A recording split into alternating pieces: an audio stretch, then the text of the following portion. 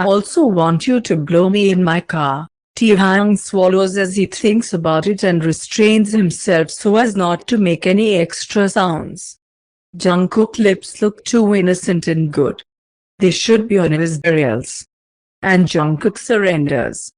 Because he's tired, because he is hungry, and because he doesn't want to wander around for another 3 hours waiting for some coffee shop to open. And when Tae-hyung leads him to his car, Jungkook barely keeps his jaw from falling to the floor. In front of him is a luxurious, shiny SUV, and Jungkook, to be honest, has never even approached one of these. It is this, he begins, swallowing, looking at the car. Is it yours? Tae-hyung grins as he releases the lock and opens the passenger door for him, nodding. Sit down. Jungkook looks at him incredulously. Haven't you been drinking? I have, and going to drive. Do you really want to tell me about the rules? Tae-hyung chuckles, leaning slightly towards him. I said sit down.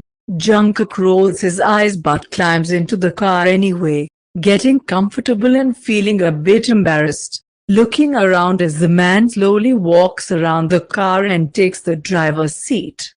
What do you think about traditional breakfast? He asks as he taxis out of the underground parking.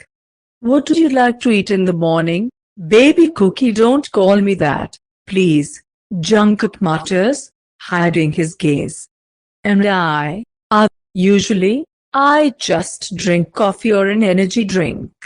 Sometimes I eat cereal. Nothing special. Okay, I got it. Tae-hyung nods, twisting the steering wheel with one hand to turn the car around, and Jungkook grabs the handle on the door against the sudden movement.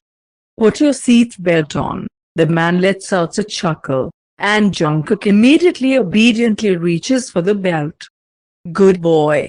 Tae-hyung smiles and Jungkook rolls his eyes. I thought we could go without the dirty talk you are used to. Is that what you talk? Tae-hyung raises his eyebrows, grinning at the corners of his lips, and collapses in his seat, leaning one elbow on the car door and touching his chin thoughtfully as he calmly drives the car with his free hand, pulling out of the parking lot. It begins to dawn outside, and light rain is drizzling down the windows. It's just that you talk to me like I'm a boy. And I'm not like that. You're not like that. Tae-hyung nods, smiling as he drives confidently. Okay, so, he breathes out, we are going to have breakfast. Tell me about yourself. How is telling about myself related to breakfast? They're not. The first is a statement of fact. The second is a request. If it's a request, does it mean I can refuse? Jungkook lets out a chuckle, arching an eyebrow as he looks at the man. By the way, you didn't put your seatbelt on, sir. You are so careful. The man watches the road, but does not move. Don't you think about safety? Do you think about it instead of me? He glances at Jungkook for a second. Okay, do not look at me so judgmental. He laughs, and still reaches for the belt, putting it on, and then returns to his previously relaxed position. So, are you going to tell me about yourself? Why? Because I am interested, and because you have to brighten our silence up. Or I'll start doing it. And you said you do not like my talk. Ugh, no, Jungkook grimaces. No, let's not do that, sir. Okay. Do you want to know how old are you? 18, sir? 18. Such a baby. Tae-hyung nods to his own thoughts, smiling contentedly. Quite young. Too innocent. You're young, he says, giving Jungkook another brief glance as they stop at a traffic light. Okay, I have to ask. He licks his lips, shrugging vaguely. What made so young and small? You dance for all these men. Well, we all got to make a living, don't we? Other jobs wouldn't allow me to earn as much as I need. Don't think that I am judging your look. Tae-hyung immediately warns. It's just, considering you are wearing thin sneakers and a jacket, I'm guessing you don't make that much. Trying to count my money, Mr. Kim Jungkook squints, grinning. No, but I can guess how much you all earn there. And you do not look like a person who lives well on this money. You don't understand, okay? You don't know what it's like. You could tell me. You don't need it. Jungkook turns to the window, and Tae-hyung realizes that the boy is clearly not in the mood to continue this topic, so he just remains silent for a while, carefully watching the road. He's not going to question him. Jungkook thinks about how difficult it is to even imagine a conversation in which he explains to Mr. Kim what it is like to live his life. Living with terrible neighbors, saving himself and only thinking about how to earn some extra money. Because Kim Tae-hyung does not understand. People like him will never understand. We're here, Tae-hyung announces as he parks on the side of what Jungkook thinks is a very decent-looking cafe. The man turns off the car as he leaves the interior, and then bypasses it to open the door for the boy. You're all gallantry, Mr. Kim, he chuckles, frowning uncomfortably as he feels a light drizzle touching his skin. Let's go. I am sure you won't mind a hearty breakfast. And if we're being honest, Jungkook begins, following the man to the entrance of the cafe. Is it some kind of an act of charity? What with all this breakfast I told you? Tae-hyung knocks on the door, and Jungkook has just now remembered that it is barely 6 in the morning. I just thought I would make it up for dragging you out of the house on your day off. We really came to a closed cafe. Ignoring his explanation, Jungkook looks around the darkened windows of the establishment. First of all, this is not just a cafe, but a small designer restaurant, Tae-hyung corrects him, and then knocks on the door again. Secondly, don't worry, it will not stop us from having breakfast. Jungkook trails off, wiggling his eyebrows and looking away until the door suddenly opens for them. Mr. Kim, female voice gleefully exclaims, and Jungkook looks in surprise towards the entrance. They are greeted by a young woman in a pantsuit. Come in, please. She steps aside with a smile, and Tae-hyung gestures for Jungkook to come in first. Giving him a suspicious look, Jungkook chuckles and goes inside. The woman turns on even more light for them so Jungkook can get a better look at the restaurant.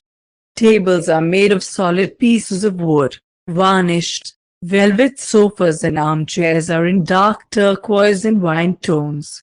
Pleasant lighting and walls are decorated with gilding and with the effect of peeling paint. This is Jungkook's first time in such a place and, to be honest, he's embarrassed. Because everything around says how expensive it is here. And not for people like him. Take any seat you like, the woman smiles, and the man invites Jungkook to sit at a small table by the window. Of course. Grace, 2 breakfasts, please. Tae-hyung gives her a short smile, then pulls out a chair for Jungkook as the boy pulls off his jacket. Pancakes, granola, eggs and bacon. He waves his hand in a vague gesture. 2 proper breakfasts. Jungkook glances awkwardly at the view outside the window, watching his boss's car get covered in a thin layer of drizzle. Jungkook, the man calls out to him, forcing the boy to look up at him in a silent question. Juice or coffee? Coffee, please. Tae-hyung talks to the woman again, and then, taking off his coat, sits down in the opposite chair, continuing to talk to him with a slight smile on his lips. I am sure this will be your biggest breakfast in a long time. May I ask a question? Sir, of course. Tae-hyung leans back in his chair, looking at the boy with a confident look. Why? Well, you know, it's 6 in the morning and, why did they let us in?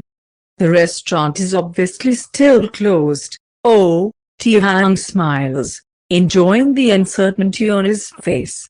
Well, this is my restaurant. And they start preparations at 6 in the morning before opening at 9, so in 3 hours Junuk is genuinely surprised.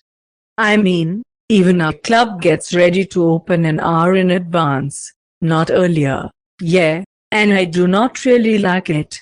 By the way, Tae-hyung nods, licking his lips, and Junuk catches that note of seriousness in his voice again, even though he was much softer a minute ago. I'm going to work on the club as soon as I have sorted out the hotel below it, Tae-hyung thinks, for some reason deciding that he can share this with the boy.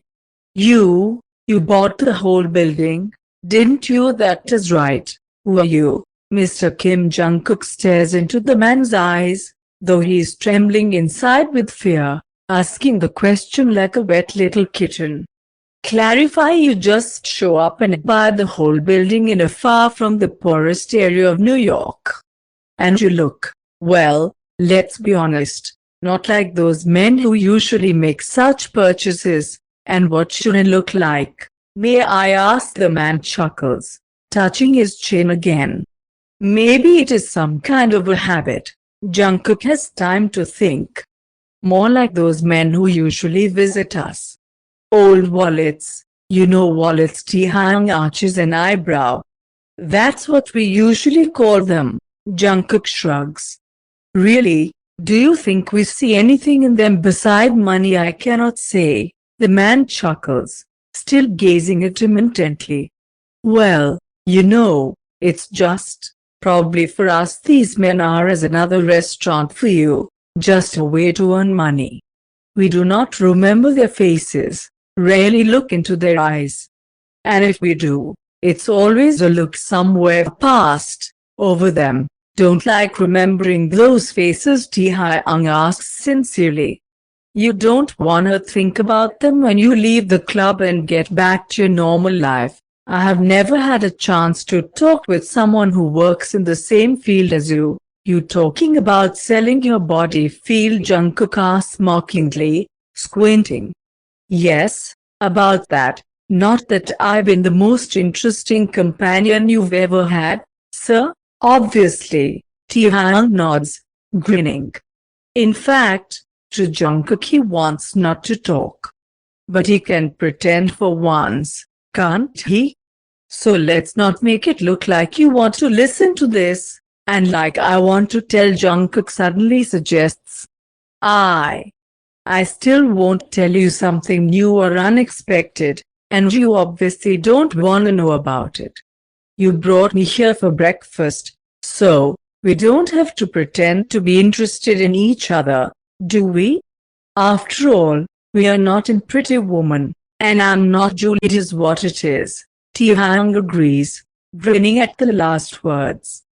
Junuk nods, turning away to the window, and Tae-hyung continues to rub his chin thoughtfully, playing with his lower lip every now and then, his eyes still studying the boy in the dawn breaking through the window.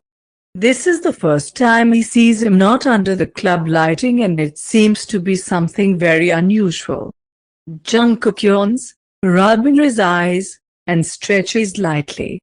The silence does not last long. The woman who met them, Grace, reappears in the hall, carrying a tray of breakfast in her hand. She sets the plates on the table, lays out the cutlery, and then leaves to fetch coffee, creamer, and sugar. Junuk obediently waits for an invitation to eat, continuing to look out the window at the awakening grey metropolis. Tae-hyung, grinning, shakes his head, clearly noticing this, and straightens his back, thereby slightly approaching the table. Bon appetit, baby cookie. He looks down at Junuk's slightly rosy cheeks on the pale skin as soon as he says his pseudonym again, and picks up a knife and a fork. Bon appetit, Mr. Kim. Junuk